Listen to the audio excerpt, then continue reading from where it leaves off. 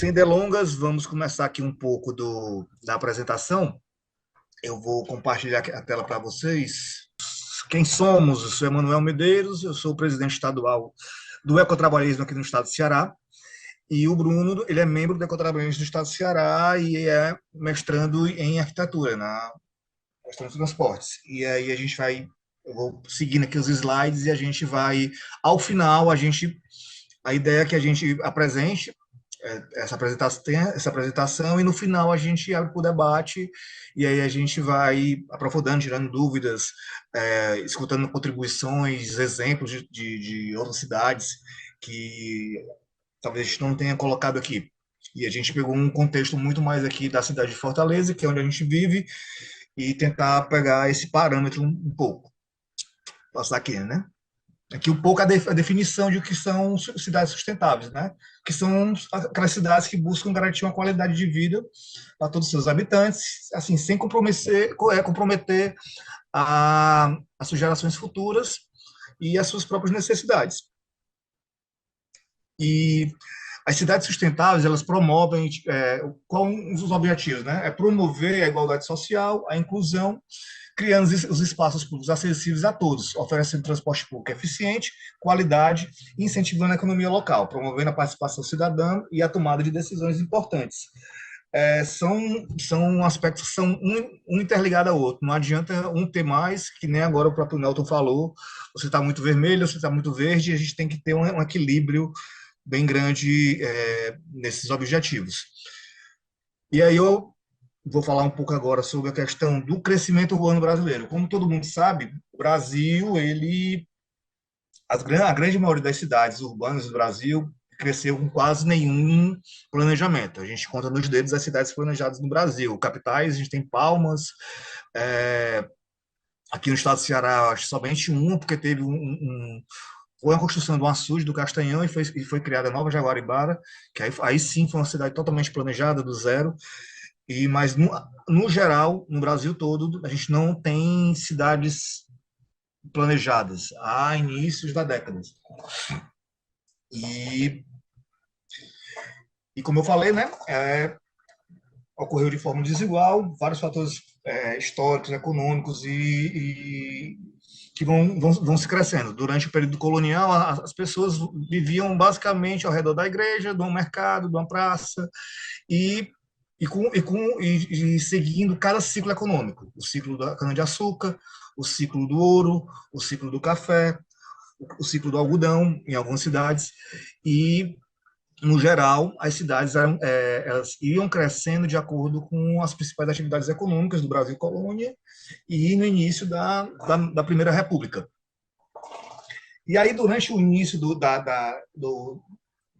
início da década de 30, com a industrialização no governo Vargas, e após a década de 50, que tinha as políticas desenvolvimentistas, a criação de Brasília, e aí foi onde teve um grande fluxo migratório para grandes cidades, junto com outros fatores de mecanização da produção rural, no Nordeste especificamente, as secas, que sempre levavam um êxodo muito grande às capitais, e ia gerando as pequenas cidades iam chegando, muitas pessoas iam se amontoando de formas sem nenhum planejamento e com nenhuma infraestrutura, com saneamento básico inexistente e uma qualidade de vida inexistente, assim, muito pequena.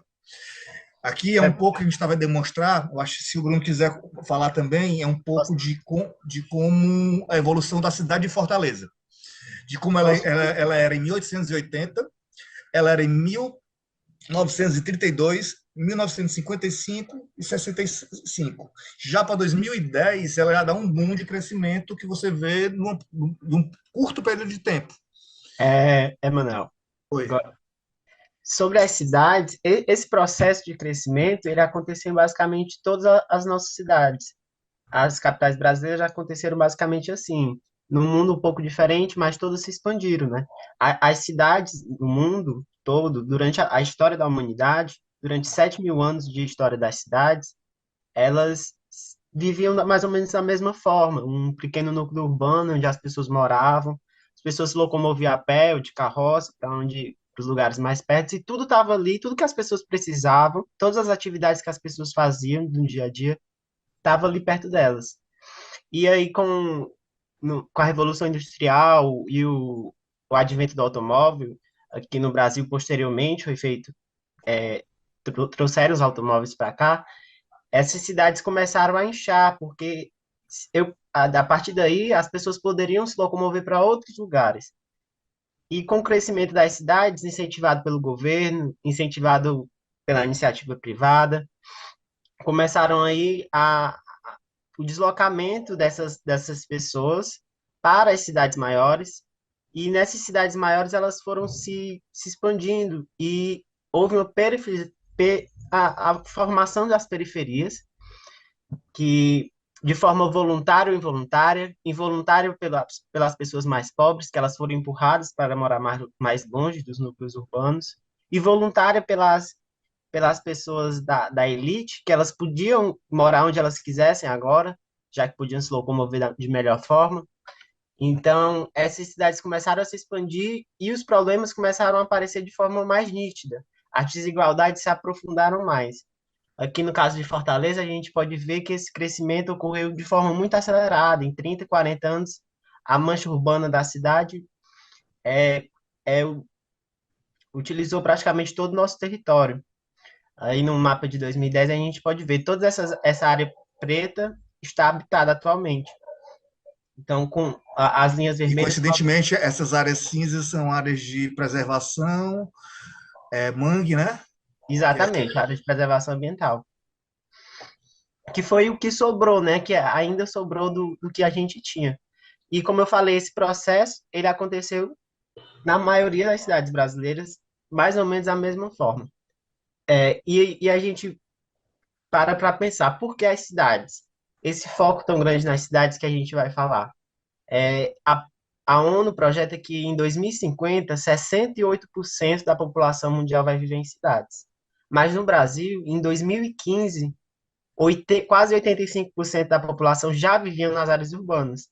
Então, se a grande maioria da população mundial e em determinados países mais pobres vivem nessas grandes aglomerações, é nelas onde vai haver os maiores problemas sociais, onde os problemas sociais vão ficar cada vez mais nítidos. E aí, assim, o crescimento continua, né? Que nem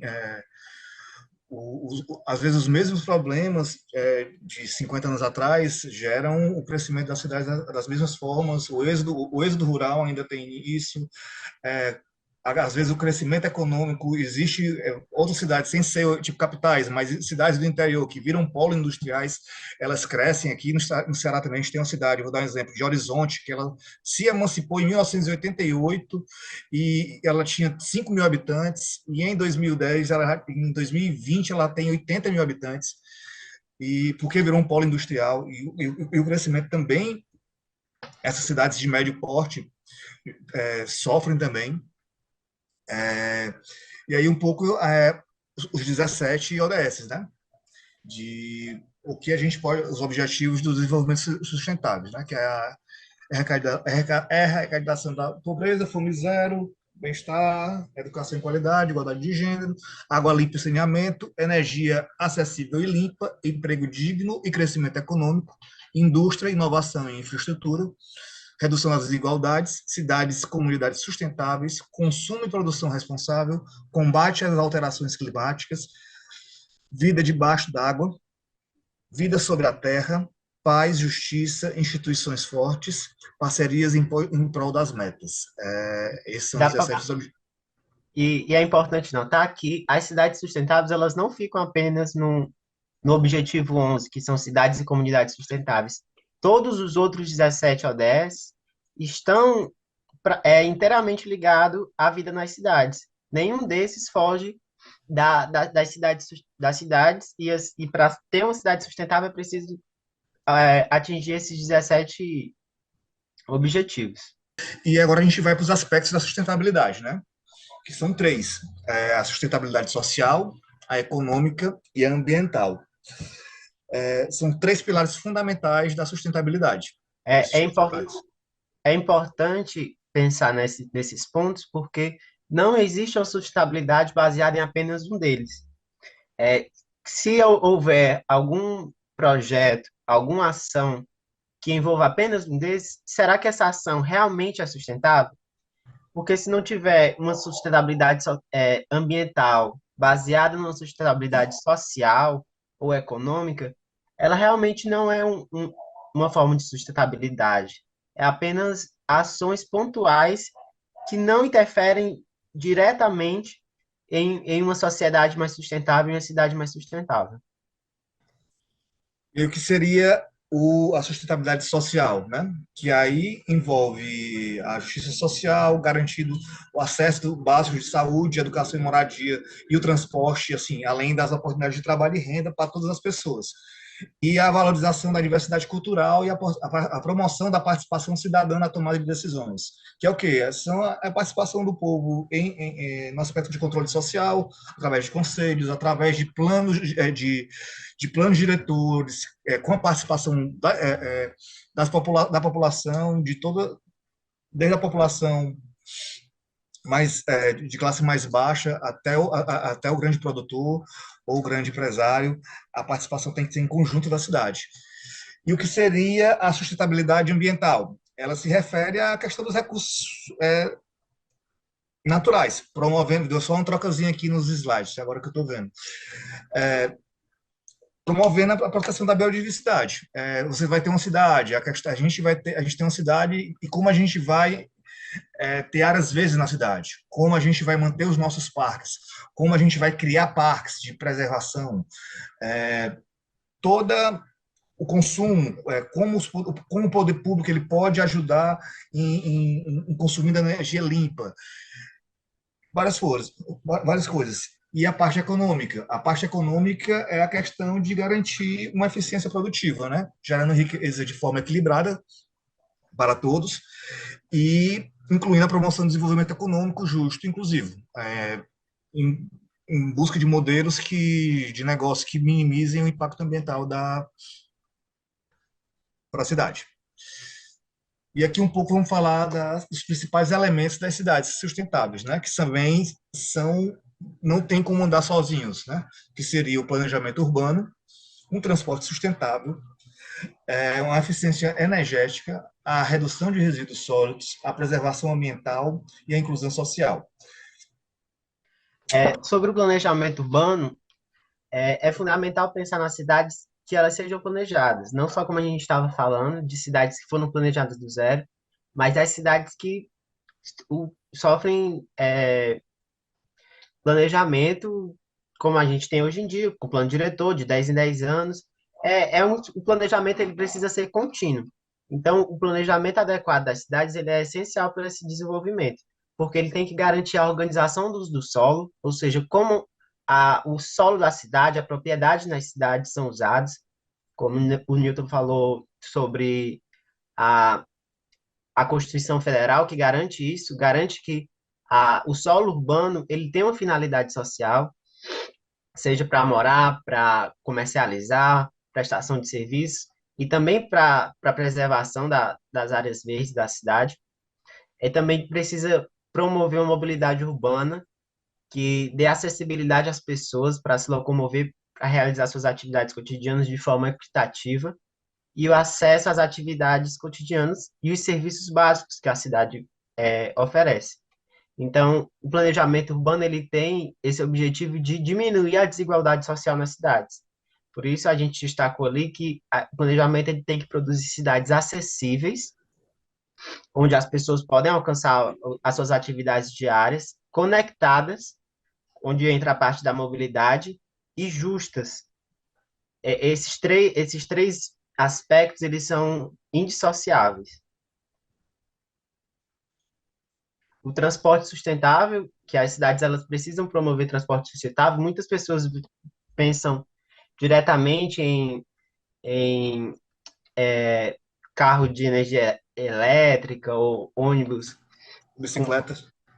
com produção elétrica, bicicletas, mas o transporte público, o transporte sustentável, ele precisa primeiramente promover um transporte público eficiente que priorize a redução dos recursos, a otimização do uso dos recursos, A adoção de meios de transporte também não poluentes, como as bicicletas, e a promoção da caminhada, isso está associado ao planejamento urbano, porque as pessoas precisam morar mais perto dos, das suas atividades, as pessoas precisam morar mais perto da escola onde estuda, do trabalho onde trabalha, dos serviços, como os serviços de saúde, os serviços oferecidos pelo Estado, e assim esse transporte sustentável vai garantir isso.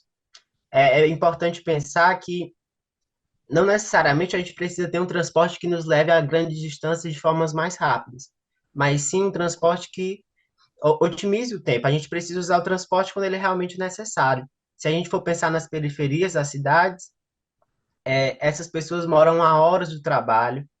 Os filhos dessas pessoas, para terem uma educação digna, precisam estudar longe de casa e elas costumam pegar transportes não eficientes, que elas gastam tempo, dinheiro e compromete a qualidade de vida delas. Então, o transporte sustentável é essencial também para essas cidades sustentáveis. E a questão de eficiência energética, né? Que aí a adoção de tecnologias mais eficientes e a questão da energia limpa. Eu vou dar outro exemplo aqui que da cidade da gente de Fortaleza. Fortaleza é uma cidade que no início da produção eólica no Nordeste começou com quatro, esqueci o termo, os cata, as, as torres de energia, de produção de energia eólica. Nós temos quatro na cidade de Fortaleza, que são lá na ponta do Mucuripe e gera energia para toda aquela região. E hoje a gente vê uma nova frente, que inclusive hoje na Câmara Municipal de Fortaleza, ontem foi criado a Frente Parlamentar, que também já foi criada no Senado Federal, pelo hidrogênio verde. É uma pauta que está aqui muito no Ceará, porque o estado do Ceará, como alguns estados do Nordeste, tem uma produção muito elevada de energia eólica e energia solar, e há uma demanda, principalmente da União Europeia, na produção do hidrogênio verde, e, e o estado do Ceará, pela questão geográfica de estar próximo da Europa, e os estados do Nordeste de fazer essa produção e a gente exportar, não somente exportar o hidrogênio verde, como também a gente consumir. Então, tipo, a transporte público da cidade, consumir hidrogênio verde. As indústrias, que a gente tem um exemplo do grupo do M. Dias Branco, que é uma indústria de biscoitos, enfim, eles têm uma usina de energia de hidrogênio verde, só que eles produzem através da base de gás natural, não através da energia eólica nem solar. Enfim, esses incentivos a gente tem que ter no município como um todo. A gestão de resíduos sólidos, eu não vou aprofundar, porque a gente já teve esse debate na passada, mas a gente tem que reduzir, reciclar e reutilizar. Não é somente criando taxas, mas como, como você vai ter uma educação para a sua população de como fazer que com resíduos sólidos a população em vulnerabilidade ela consiga transformar isso em dinheiro. Existem alguns exemplos de tipo ecopontos. Ecopontos são locais que você pode colocar o lixo e lá, com peso, você tem um retorno através da sua conta de energia, em pequenos incentivos dessa forma. Sobre a questão da preservação ambiental. Então, as cidades elas têm que buscar proteger de qualquer forma o seu ambiente, através, seja com florestas, árvores, seja através de seus mangues, seja através das suas dunas, que isso vai, o impacto como um todo na cidade.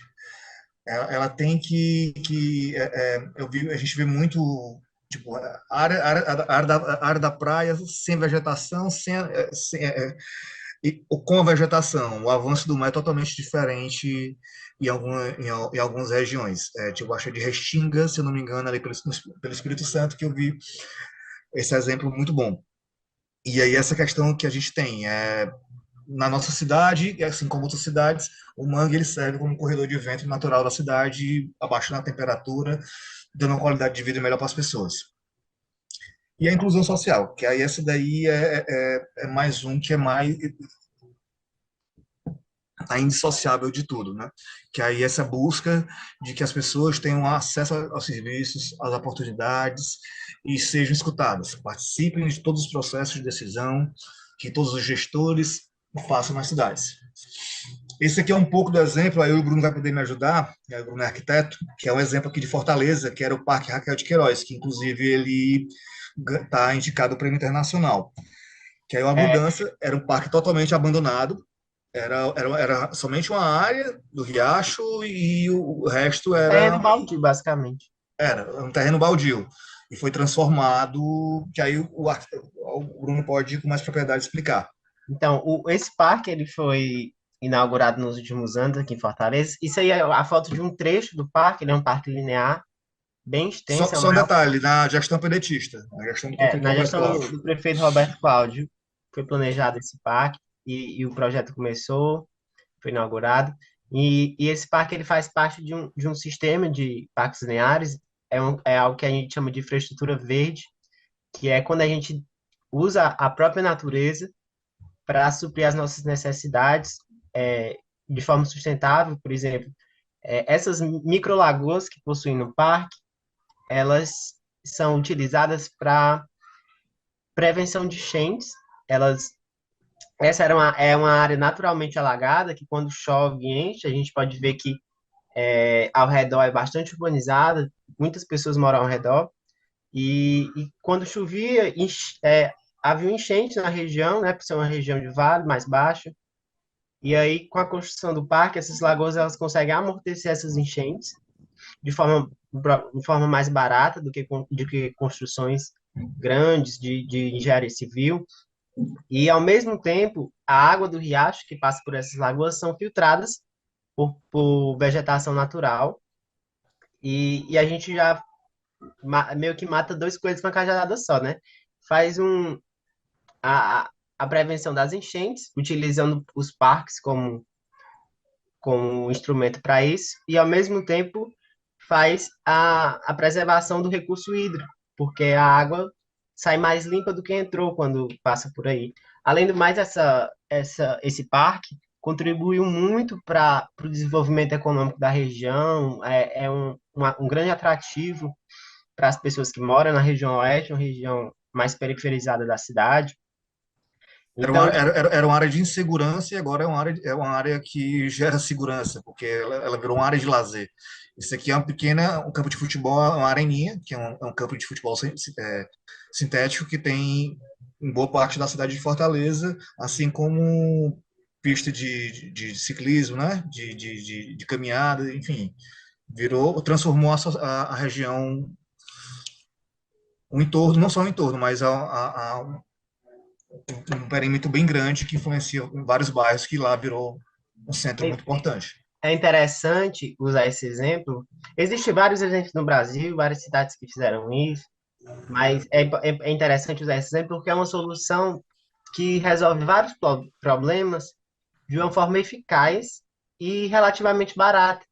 Porque se fossem resolver cada problema da forma tradicional, o problema da enchente, o problema da poluição dos recursos hídricos, o problema da falta de área verde, o problema da economia da região, da falta de espaço para a população conviver, se fosse resolver cada problema desse de forma separada, gastaria-se muito mais e usaria soluções ineficientes que as cidades já têm adotado há muito tempo e não dão certo. Então, algo relativamente simples, barato, traz solução para diversos problemas ambientais. E isso é promover uma cidade mais sustentável.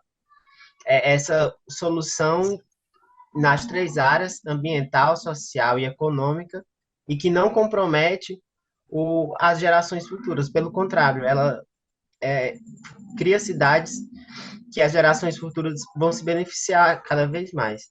E assim, só para concluir aqui a apresentação da gente, o Nelton falou no início a questão dos indicadores, e aí eu acho que é um pouco do aprendizado para as próximas gestões, até nossos pedetistas, e a gente vê muito no Brasil como um todo, as gestões municipais pequenas,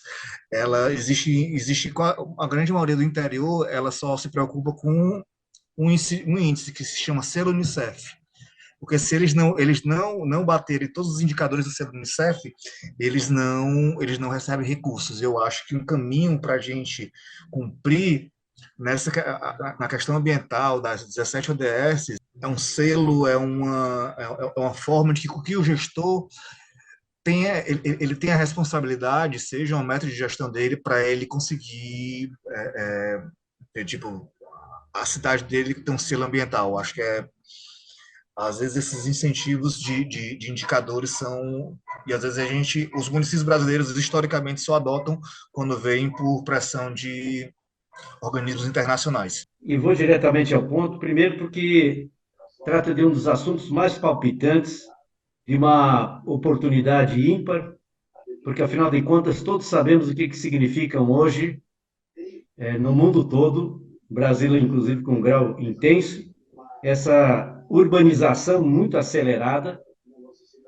Tanto é verdade que a maioria esmagadora da população vive em cidades, mas as cidades, na verdade, elas não estão cumprindo, inclusive, aquilo que a gente podia considerar como antes se falava o Estatuto das Cidades, ou se quisermos pegar a nova agenda urbana do Habitat 3, que o Brasil, inclusive, subscreveu, ou se a gente for, inclusive, buscando na Constituição de 88, que eu ajudei a construir lá, principalmente no artigo 182, nós vamos ter de política urbana.